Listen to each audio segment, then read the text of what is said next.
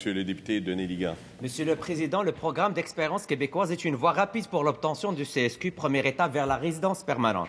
Le ministre avait sans égard à personne annoncé un resserrement rétroactif des formations et professions admissibles à ce programme. Tous ont décrié le manque d'humanité dont faisait preuve le ministre.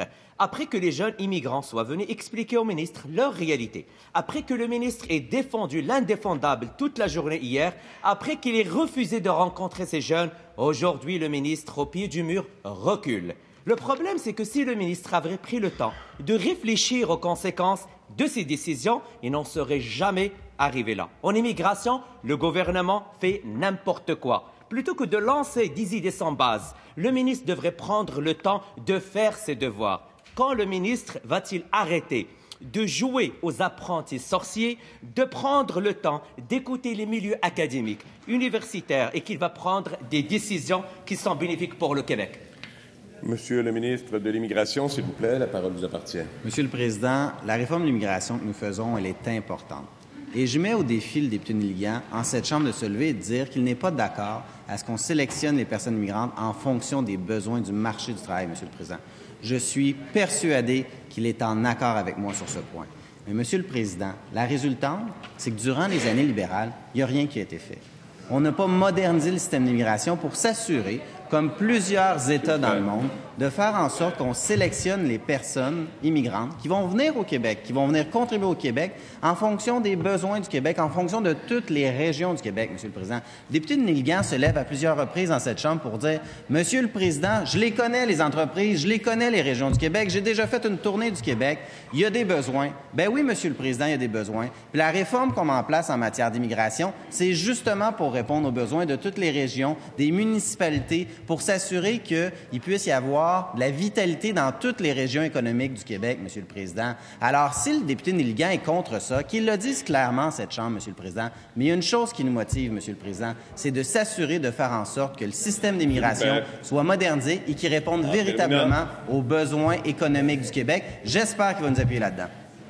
Première complémentaire, s'il vous plaît, je vais demander d'éviter les commentaires, d'être attentif encore à ces questions importantes. Le député Néligan, vous êtes à votre première complémentaire. Le ministre nous dit des réflexions ont eu lieu, que le travail était fait en amont, qu'il souhaite répondre aux besoins du marché du travail. Mais force est de constater qu'il embellit considérablement la réalité. Lundi, recul concernant les talents de l'intelligence artificielle. Aujourd'hui, recul concernant la clause grand-père pour les étudiants étrangers et travailleurs temporaires après la mobilisation des personnes concernées. Le ministre doit faire la seule chose qui s'impose, retourner à la table à dessin. Le travail très mal fait, le ministre peut-il cesser d'improviser? Monsieur le ministre de l'Immigration. Monsieur le Président, hier, j'ai entendu les différents groupes. J'ai entendu les personnes également qui ont fait des témoignages. Je me suis montré à leur écoute et c'est pour ça qu'ensemble, on a décidé de donner une exception aux gens qui étaient déjà ici. Vous devriez saluer cette ouverture, Monsieur le Président. Deuxièmement, Monsieur le Président, on s'assure de réformer le système d'immigration justement pour répondre aux besoins du marché du travail.